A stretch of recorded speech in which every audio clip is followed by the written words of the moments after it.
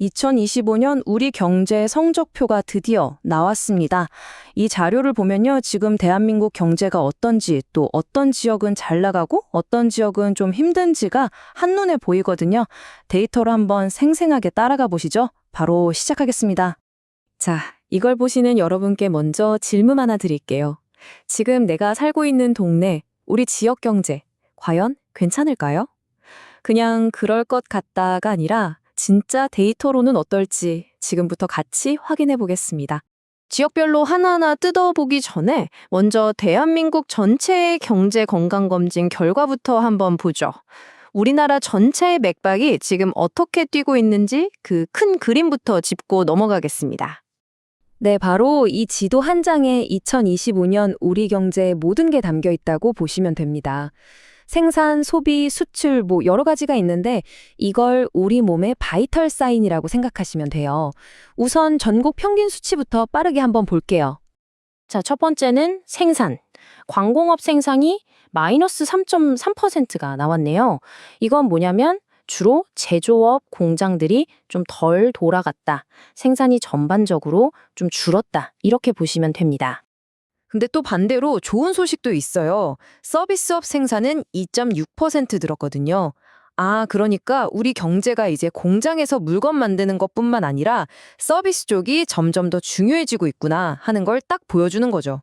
그럼 우리 지갑은 어땠을까요? 소비를 보여주는 소매 판매는 0.8%. 아주 살짝 올랐습니다. 확 살아난 건 아니지만 그래도 다행히 꽁꽁 얼어붙진 않았다는 신호로 볼 수 있겠네요. 와, 근데 진짜 눈에 띄는 숫자가 여기 있습니다. 바로 수출. 무려 8.3%가 늘었어요. 정말 대단하죠? 역시 힘든 상황에서도 우리나라 경제를 먹여 살리는 건 수출이구나라는 게 여기서 딱 드러납니다. 마지막으로 일자리를 볼까요? 고용률은 0.1%포인트 올랐습니다. 거의 변화가 없다고 봐도 될 정도인데 그래도 더 나빠지진 않고 현상 유지는 했다. 이 정도로 정리할 수 있겠습니다. 자, 여기까지가 이제 대한민국 전체 평균 이야기였고요. 지금부터가 진짜입니다. 이 평균이라는 함정에 빠지면 안 돼요. 그 뒤에 숨어 있는 정말 극과 극으로 달리는 지역들의 이야기를 한번 파헤쳐 보겠습니다. 누가 경제 엔진이었고 또 어디가 빨간불이 켜졌는지 지금부터 보시죠. 다시 이 지도를 한번 보실까요? 왼쪽 위에 광공업 생산이라고 쓰여 있는 부분에 한번 집중해 보세요. 빨간색이 진할수록 성적이 좋은 거고요.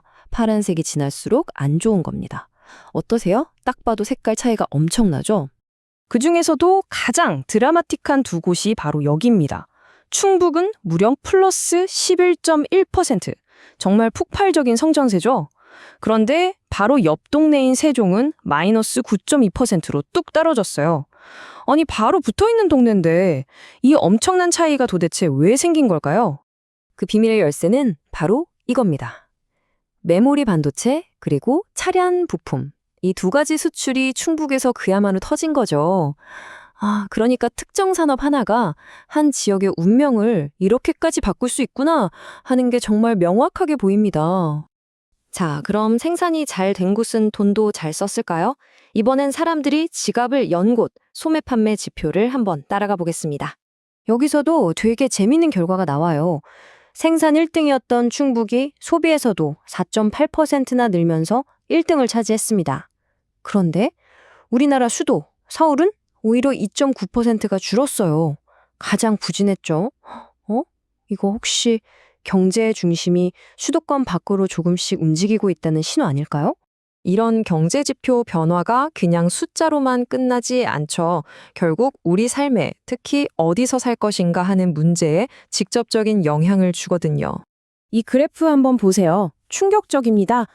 2025년 마지막 3개월 동안 서울에서만 무려 15,000명이 넘는 사람이 떠났어요.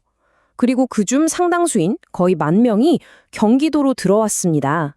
이건 그냥 몇몇 사람이 이사 가는 수준이 아니에요. 말 그대로 거대한 이동이 시작된 겁니다.